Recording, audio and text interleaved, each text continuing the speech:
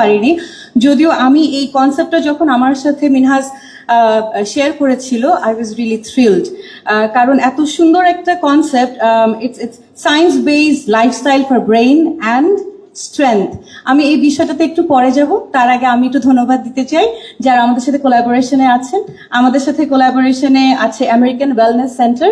আমাদের যে কোনো প্রোগ্রামে আসলে ঢাকা বিশ্ববিদ্যালয়ে আমরা জানি যে আমাদের সাথে কোলাবোরেট করলে অনেক ভালো হয়, কারণ পাবলিক বিশ্ববিদ্যালয় আমাদের নিজস্ব রিসোর্স কনস্ট্রেন্ট থাকে। তো আমাদের অনেক ইচ্ছা যে আমরা স্টুডেন্টদের জন্য কিছু করব, কিন্তু সেখানে যদি কোলাবোরেশন হয় তাহলে আমাদের জন্য করাটা আরো সুযোগ হয়ে যায়, সুবিধা হয়ে যায়। আর অবশ্যই সেই ক্ষেত্রে আমাকে মিনহাজকে আবারও ধন্যবাদ দিতে হয়। এর আগে আরেকটা প্রোগ্রামে আমি এসেছিলাম অন মেনস্ট্রুয়াল হেলথ, সেটাও যেমন খুব ভালো একটা উদ্যোগ ছিল, আমার মনে হচ্ছে এটাও খুব ব্যতিক্রম ধর্মী একটা উদ্যোগ ডাকসুর পক্ষ থেকে। এবারে আসি আজকের যে টপিক, সেই টপিকটা হচ্ছে science based lifestyle for brain and strength. এখন এই বিষয়ে স্পেসিফিক্যালি অন দিস সাবজেক্ট যিনি বক্তব্য প্রদান করবেন, কিনোট স্পিকার, তিনি অবশ্যই এটাকে আরো সুন্দর করে গুছিয়ে বলবেন। আমি আমার সীমিত জ্ঞান থেকে বা আমি যতটুকু বুঝি, আমি তো সায়েন্স বেসড বুঝি না, আমার হচ্ছে যে সার্ভাইভাল বেসড। হ্যাঁ, এবং বিগত 1.5 বছর ধরে আমি যেভাবে জীবন চালিয়ে আসছি, যেভাবে আমার ব্রেইন বলেন বা স্ট্রেংথ বলেন, দুটাকেই আমি আসলে সার্ভাইভাল বেস করে নিয়েছি। আমি যেটা মনে করি যে আমাদের সাইকোলজিক্যাল হেলথটাকে আমরা খুব একটা গুরুত্ব দেই না। এই কারণে আমরা মনে করি যে এটা খুব একটা মুখ্য বিষয় না। আমরা ফিজিক্যালি যদি ভালো থাকি তাহলে সাইকোলজিক্যালি ভালো থাকবো, সেটা যেমন সত্য, তেমন সাইকোলজিক্যালি ভালো থাকলে আমরা ফিজিক্যালি ভালো থাকতে পারি। কারণ আমি মনে করি যে এখানে আমার বেশিরভাগই স্টুডেন্টস, আই উইল অ্যাড্রেসেস তুমি because I can connect more. তোমরা যখন মন খারাপ থাকে বা খুব টেনশনে থাকো বা অ্যাসাইনমেন্ট সামনে খুব স্ট্রেসে থাকো, তখন তুমি চাইলেও কিন্তু তুমি জানো যে এখন একটু হেঁটে আসা যায়, কিন্তু তুমি হাঁটতে ইচ্ছা করবে না, তোমার লেথার্জিক লাগবে, তোমার নড়তে ইচ্ছা করবে না। আমি জানি না, আমার সাথে এটা হয়। আমার যখন খুব মন খারাপ থাকে কোনো বিষয় নিয়ে, যখন আমি খুব বিচলিত থাকি, আমি তখন আর ফিজিক্যালি অ্যাক্টিভ থাকতে পারি না। কিছুটা কাজ আমি করি যেটা না করলেও নয়, কিন্তু মনের স্বতঃস্ফূর্ততা থেকে যতটা অ্যাক্টিভ থাকার কথা সেটা আমি থাকতে পারি না। তারপরে আমার ব্রেইন ওয়ার্ক, আমি জানি যখন আমার মন খারাপ থাকে, আমি একটু পরে বলবো কখন কখন আমার রিসেন্টলি খুব মন খারাপ হয়। যখন মন খারাপ থাকে তখন আমি বুঝি আমার প্রোডাক্টিভিটিও কমে যাচ্ছে। আমি মনে করো 1 সপ্তাহে আমি জানি যে আমি কি কি কাজ করতে পারি। আমি আমার রিসার্চ পেপারে কাজ করতে পারি, আমি আমার ডিপার্টমেন্টাল কাজ করতে পারি, আমি আমার এক্সট্রা কারিকুলার অ্যাক্টিভিটিস যেগুলোর সাথে আমি জড়িত সেগুলো কাজ করতে পারি। আমার সব মাথায় লিস্ট করা থাকে, হ্যাঁ, যে এই সপ্তাহে আমার এটা শেষ করতে হবে, কিন্তু আমি সব লিস্টই আমার মাথায়, কিন্তু লিস্ট আর ঠিক হয় না, আমি আর কাজ আগাই না, আমি প্রোক্রাস্টিনেট করি এবং জমিয়ে রাখি। That only ads to my stress.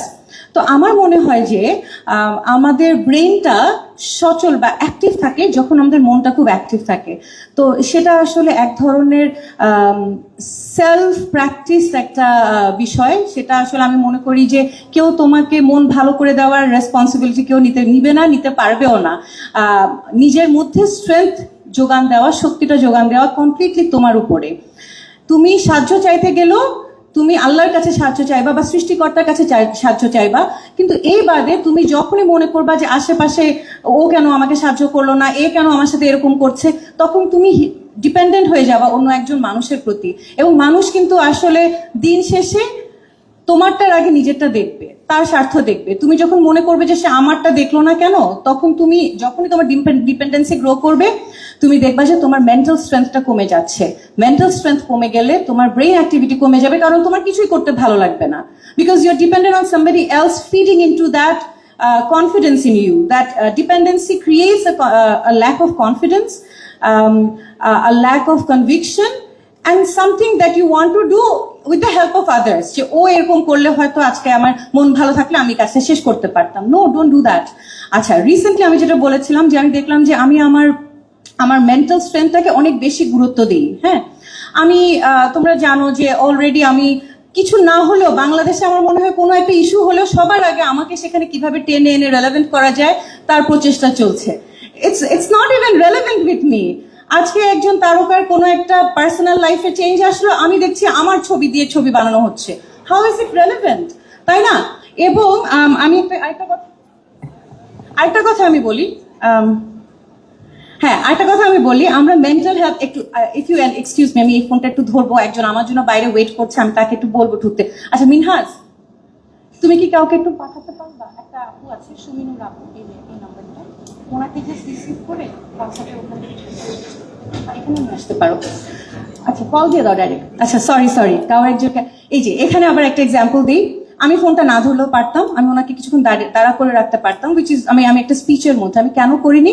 কারণ আমি মনে করি যে আমার মেন্টাল হেলথ বা আমার আগে আমি অন্যকে প্রাধান্য দেওয়ার চেষ্টা করি। হ্যাঁ, তো এখানে আমি যেটা বলছিলাম যে এই যে আমাকে নিয়ে এই যে ছবি বানানো, এবং আমার শুভাকাঙ্ক্ষীরাই আমাকে আবার শেয়ার করছে যে আপনি দেখেছেন।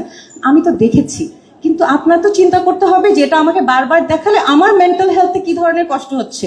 আমি তো দেখতে চাইছি না, এবং আপনিও বুঝছেন যেটা মিথ্যা, তাহলে আমাকে দেখানোর কি দরকার? তো এই একটা জিনিস আমি মনে করি যে আমরা সবাই একটু অনুশীলন করি, যে আমরা সবসময় নিজের মেন্টাল হেলথের কথা চিন্তা করি। আমরা চিন্তা করবো আমাদের অ্যাকশনস অন্যের মেন্টাল হেলথ কিভাবে ইম্প্যাক্ট করে। Is it necessary? Does it add to anything? Does it have value? আমি একটা কথা বলবো, সেটা কি দরকার? আমি একটা কাজ করবো, সেটা করার কতটুকু প্রয়োজনীয়তা আছে? এটা মানুষটাকে কিভাবে ইম্প্যাক্ট করবে? আমরা হয়তো অনেক সময় অনেক রেগে গেলে যে কাউকে ঘুষি লাগাই দিই না, দেই, অনেক রাগ হয়েছে, বাট উই কন্ট্রোল। কিন্তু কটু কথা আমরা সাথে সাথে বলে ফেলি, আমরা তখন নিজে থেকে হোল্ড ব্যাক করি না, বিকজ উই ডোন্ট কেয়ার যে আমি যদি একটা খারাপ কথা বলি, একটা পিঞ্চ করে কথা বলি, বা ওকে একটু মানে হেয় প্রতিপন্ন করি উইথ মাই ওয়ার্ডস, এটা হয়তো আমি কেয়ার করছি না, কিন্তু ওইটা মানুষটাকে অনেক নেগেটিভলি ইম্প্যাক্ট করতে পারে। সো আমার আরেকটা পয়েন্ট হবে হচ্ছে নিজের মেন্টাল হেলথের পাশাপাশি আমরা আশেপাশের মানুষেরও মেন্টাল হেলথকে গুরুত্ব দিই, আমাদের কাজে, আমাদের কথায়। নেক্সট হচ্ছে যে অন্যেরটা গুরুত্ব দিব, কিন্তু নিজেরটার জন্য অন্যের দিকে তাকিয়ে থাকবো না। একটা হচ্ছে আমি আমারটা নিজে টেক কেয়ার করব, আমি অন্যেরটাও টেক কেয়ার করব, কিন্তু আমারটা কেউ টেক কেয়ার করবে কখন, করছে না কেন বুঝলো না, এটা আসলে আমি করব না। সো আমি আসলে যখন এরকম পোস্ট হয় আমার এগেইনস্ট নেগেটিভ, আমি চিন্তা করি যে ঠিক আছে, ও করেছে, ওর জায়গা থেকে করেছে, should I be impacted by it? The moment I take it very seriously, আমি কিন্তু ডান ফর। আমি দরজা বন্ধ করে রাখবো, আমি 2 দিন বের হব না, 3 দিন ক্লাস ক্যান্সেল করবো, এতে করে কার ক্ষতি হবে? আমার উপরে যারা ডিপেন্ডেন্ট, আমার আশেপাশে যারা আছে, যাদের সাথে আমার ডে টু ডে ইন্টারাকশন, তারা এফেক্টেড হবে। আমার বেবি এখানে বসে আছে, সে এফেক্টেড হবে। সে তো বুঝবে না মার কেন মন খারাপ, মার সাথে সোশ্যাল মিডিয়াতে কি চলছে, তাই না? তো এগুলো আসলে আমার মনে হয় এগুলো সব স্ট্রেংথের বিষয়। তোমার ব্রেইন দিন শেষে, your physical activity is guided by your brain activity, right? And your brain activity is only sparked when you have that strength from within. So try to nurture that. দুইটা পয়েন্টে আমি যদি মনে করো যে কি ম্যাডাম কি বলতে চাইলো, দুইটা পয়েন্ট, একটা হচ্ছে নিজের মেন্টাল হেলথ ও সাইকোলজিক্যাল হেলথের দায়িত্বভার অন্য কাউকে দেওয়া যাবে না, সেটা তোমার নিজের উপরে, নিজেকে সেই শক্তিটা যোগান দিতে হবে, আর সৃষ্টিকর্তার উপরে ডিপেন্ড করতে হবে যে আপনি আমাকে পথ দেখান, আপনি আমাকে বিপদ মুক্তি দেন। হ্যাঁ, আর আরেকটা হচ্ছে যে নিজেরটা করব, অন্যের থেকে আমি যদি এক্সপেক্ট না করি, কিন্তু অন্য তো আমার উপর এক্সপেক্ট করতেই পারে, তাই না? তাহলে অন্যের মেন্টাল হেলথের বিষয়টা একটু মাথায় রাখবো, এটা বলে আমি শেষ করতে চাই। প্রোগ্রাম শেষ হলে বাইরে একটু গান বাজানো হচ্ছে, যদি শরীর হন তাহলে মানে I will be thankful, and thank you so much, and thank you for waiting for me. আসসালামু আলাইকুম।